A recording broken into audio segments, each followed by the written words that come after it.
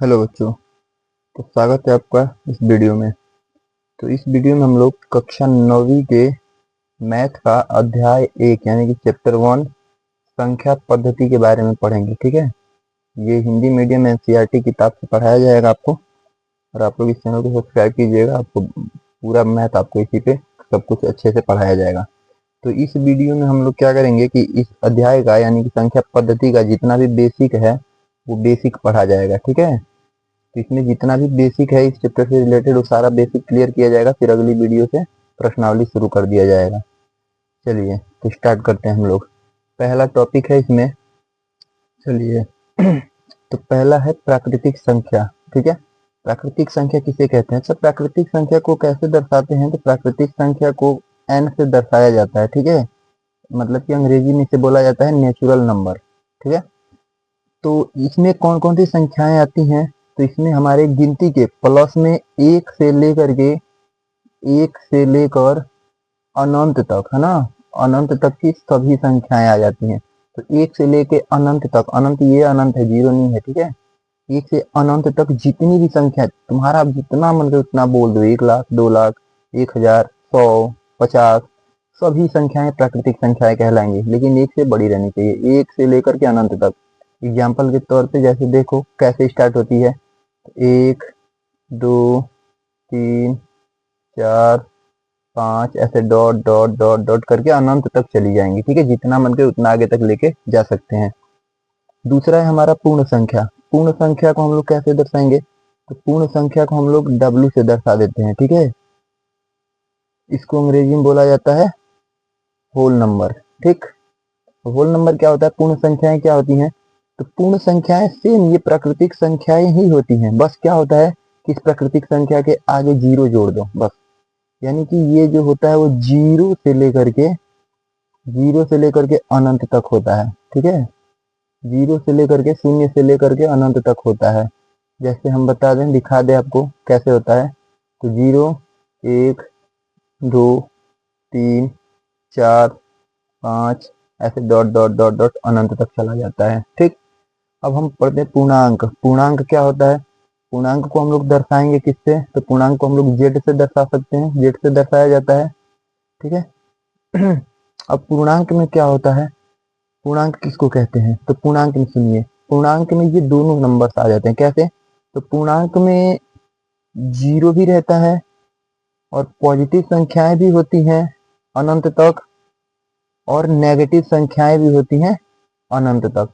यानी कि माइनस वाली सभी संख्याएं, जीरो, प्लस वाली सभी संख्याएं सब मिला करके पूर्णांक कहलाता है। ठीक है, जैसे दिखा दे आपको, तो ये ऐसे रहता है, बीच में हमारा जीरो रहता है। अब जीरो से इधर चलेंगे तो प्लस में एक, 2, 3, 4, 5 डॉट डॉट डॉट डॉट अनंत तक जाएगा। और इधर बढ़ेंगे तो माइनस का 1, माइनस का 2, माइनस का 3 डॉट डॉट डॉट डॉट अनंत तक जाएगा। ठीक है, तो इसको हम लोग पूर्णांक बोलते हैं। अब हम लोग पढ़ते हैं अभाज्य संख्या। अभाज्य संख्या किसे बोलेंगे? अभाज्य संख्या किसको कहते हैं? तो देखिएगा, अभाज्य संख्या बोला जाता है ऐसा संख्या, ऐसा नंबर जो मतलब क्या हो, एक और अपने आप के अलावा और किसी से न कटे। यानी कि इसका डिफिनेशन हम लोग बोल सकते हैं कि एक से बड़ा, है ना, एक से बड़ी वह प्राकृतिक संख्या, वह नेचुरल नंबर, है ना, वह प्राकृतिक संख्या जो क्या हो, एक और अपने आप, एक और अपने अलावा और किसी से न कटे, और किसी से विभाजित ना हो, विभाजित ना हो, ना हो। विभाजित ना होने का मतलब कि नहीं कटेगी, भाग देने पे कटेगी नहीं। तो जैसे एग्जांपल के तौर पे हम बता दें, एक से बड़ा हमारा 2 हो गया, 3, 5 भी है, 7 भी है, इसी प्रकार से आगे बढ़ता जाएगा। ठीक है, जैसे हम दिखा दे आपको, जैसे मान लो कि अगर हम एक किससे बड़ा, 2 को लेंगे तो 2, देखो 2 एक ऐसा नंबर है जो कि 1 के पहाड़े में आता है, 1 से कट सकता है या फिर 2 से कट सकता है, इसके अलावा और कोई नंबर इस 2 को नहीं कटा सकता। ऐसे ही हम 3 को लेंगे, 3 भी अपने आप के अलावा और 1 के अलावा और किसी से नहीं कट सकता।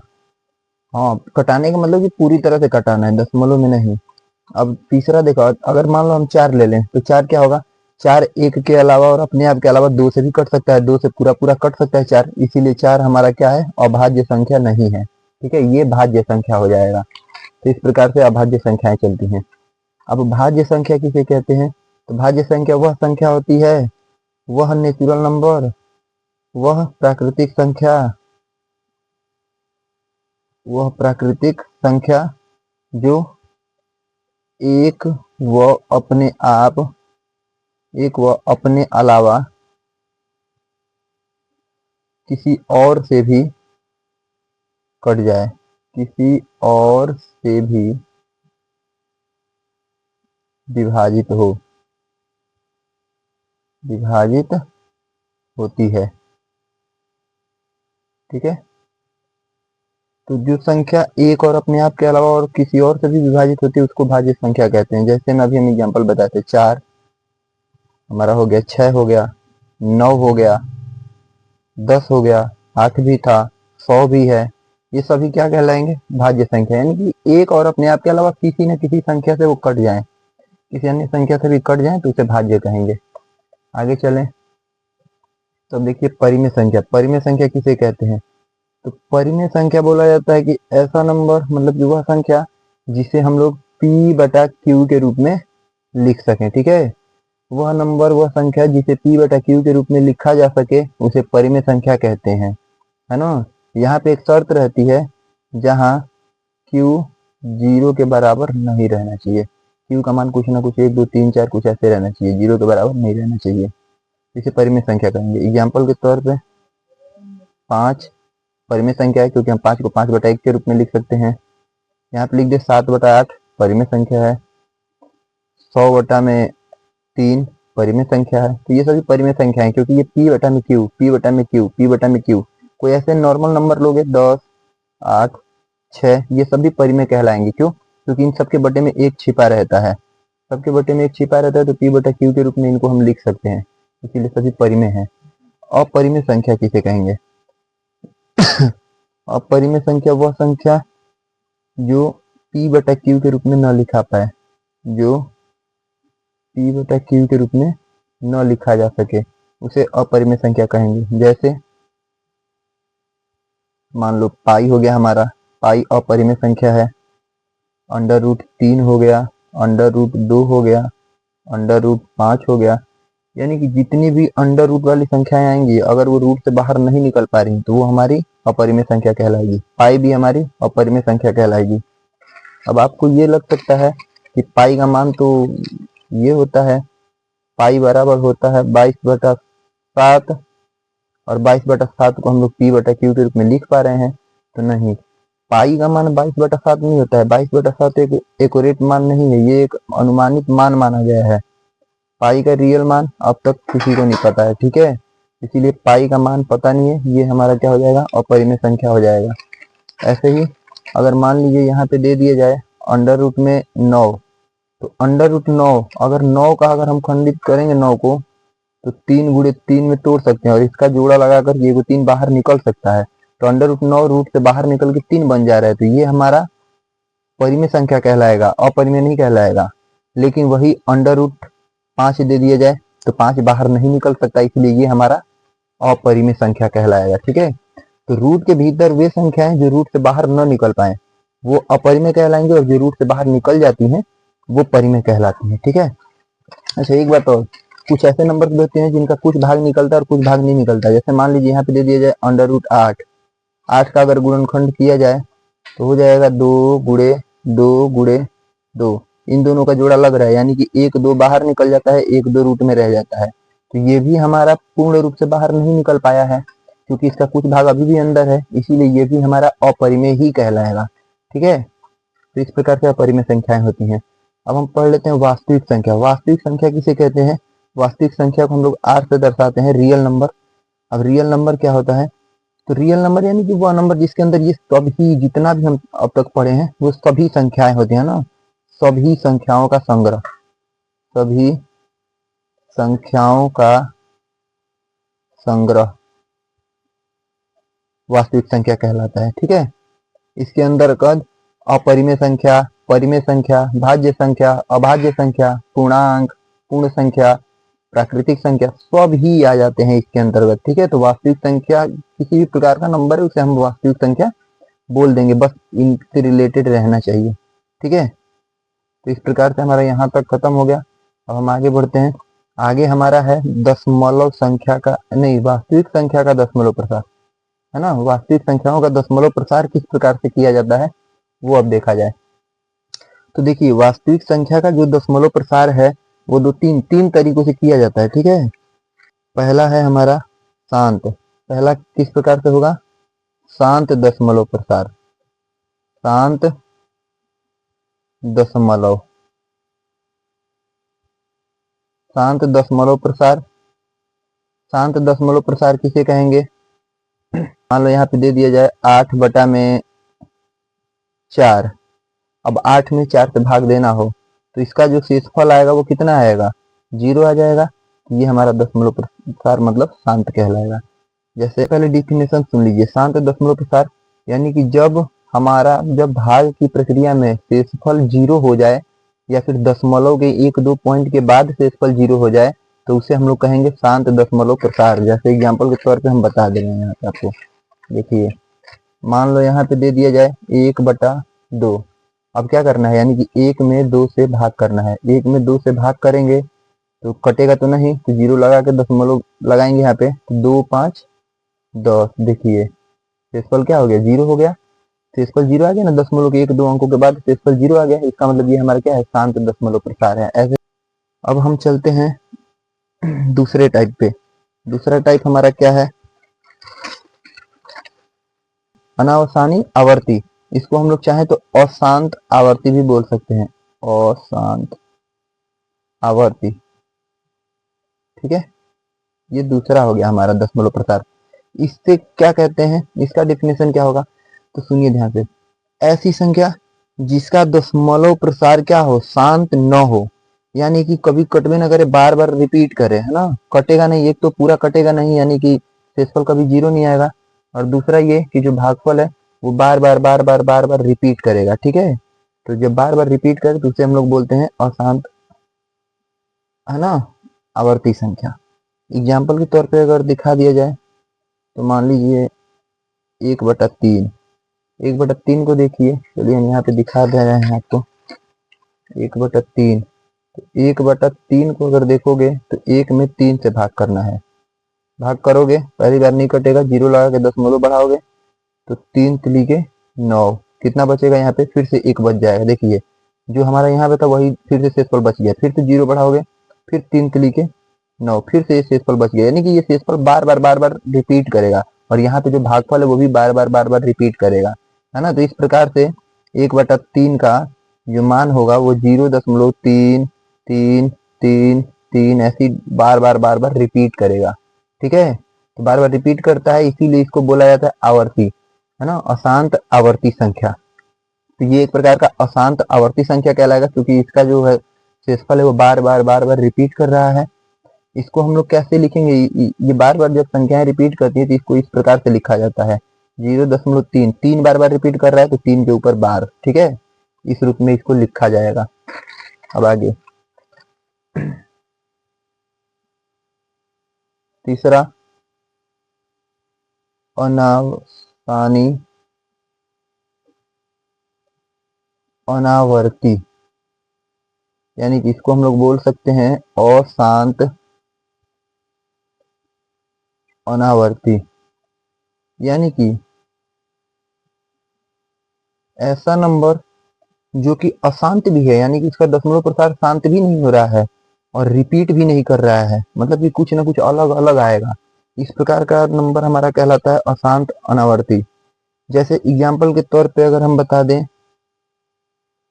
तो √2 हो गया, या फिर हमारा पाई हो गया, क्योंकि पाई का मान हमें अभी तक क्लियर नहीं है कि कितना होगा। ठीक है, तो असानी आवर्ती अशांत अनावर्ती संख्या का एग्जाम्पल जैसे बताया गया √2।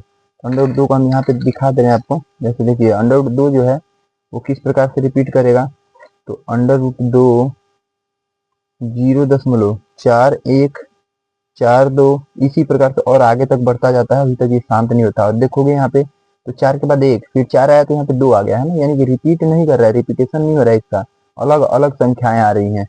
तो इस प्रकार की संख्याएं कहलाएंगी अनावर्ती, है ना, अशांत अनावर्ती। और पाई का मान भी हम लोग जानते हैं कि 3.14 फिर आगे और भी बहुत कुछ आता रहता है लेकिन रिपीट नहीं करता है। ठीक है, तो इस प्रकार की संख्याएं अशांत अनावर्ती कहलाएंगी, है ना। अब हम लोग कुछ आगे पढ़ते हैं। चलिए तो अब हम देख लेते हैं लास्ट घातांक नियम। ठीक है, घातांक नियम क्या है, इससे भी बहुत सारा क्वेश्चन आपका इस चैप्टर में बनेगा, पहला चैप्टर में। तो घातांक नियम देख लें। तो घातांक नियम में पहला हमें देखना है a के पावर m प्लस a के पावर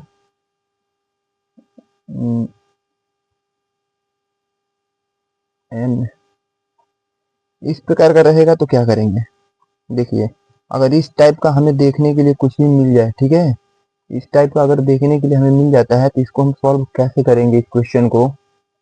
तो इस प्रकार का अगर रहेगा तो हमें कुछ नहीं, a को m टाइम लिखना पड़ेगा, m का मतलब मान जितना भी हो m को उतना टाइम लिखना पड़ेगा मल्टीप्लाई में, फिर प्लस करके फिर से a को n टाइम लिखना पड़ेगा मल्टीप्लाई में, n टाइम, यहाँ पे इसको m टाइम लिखना पड़ेगा और मल्टीप्लाई करना पड़ेगा, फिर प्लस a को n टाइम लिखना पड़ेगा मल्टीप्लाई करना पड़ेगा। ये है तरीका। ठीक है, दूसरा देखिए, अगर मान लो कि a के पावर m और इंटू a के पावर n रहे तब क्या करेंगे।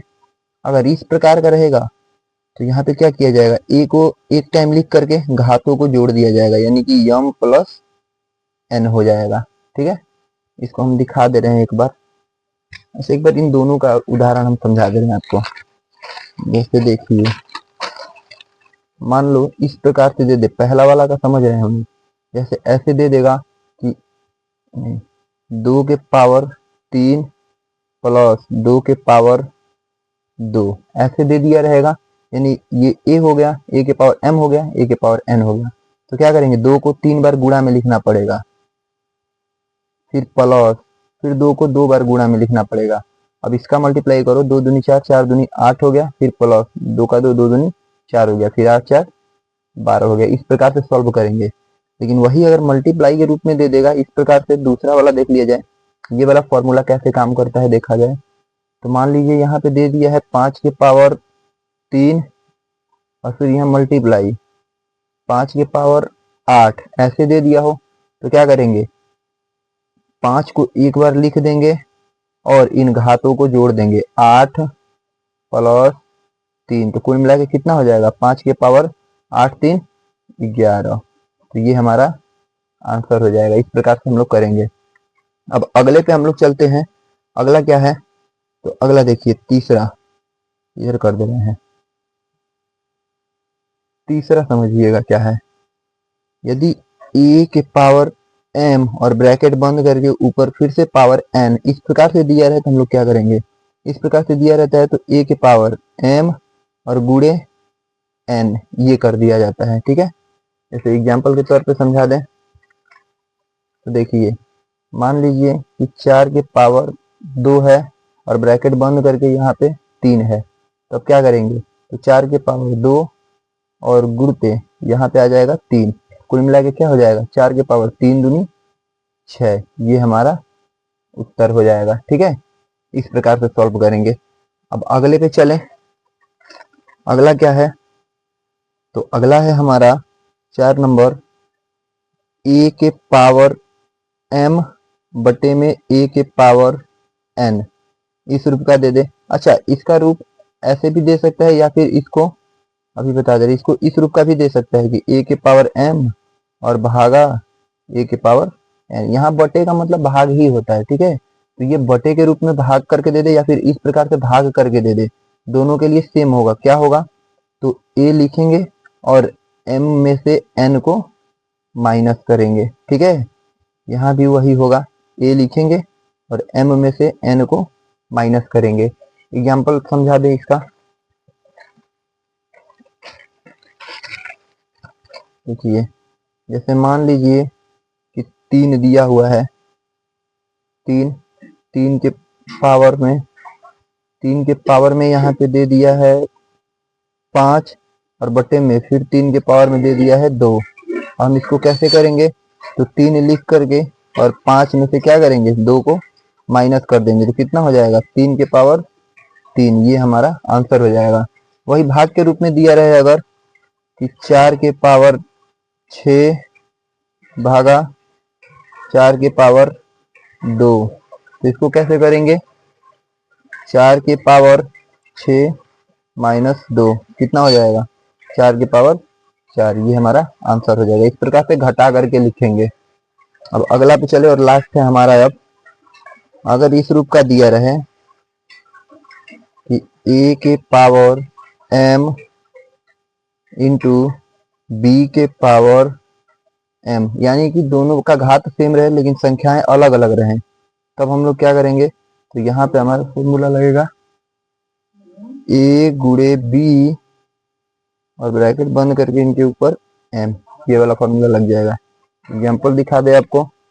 देखिए, मान लीजिए कि 5 के ऊपर 3 और यहाँ गुणा करके 4 के ऊपर भी 3, तो क्या किया जाएगा, 5 और 4 का गुणा कर दिया जाएगा, पंचों कितना हो जाएगा 20 और यहाँ पे ऊपर 3 रख दिया जाएगा। यहाँ पे घातों को जोड़ना नहीं है, बस इन दोनों का गुणा करके, आधार का गुणा करके घात को केवल उतना ही रहने देना है, तो ये हमारा हो जाएगा। तो इस प्रकार से इस चैप्टर का जितना भी बेसिक था वो सब बता दिया गया,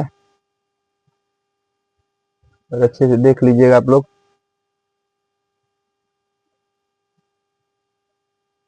अब अगली वीडियो से हम लोग प्रश्नावली पे चलेंगे।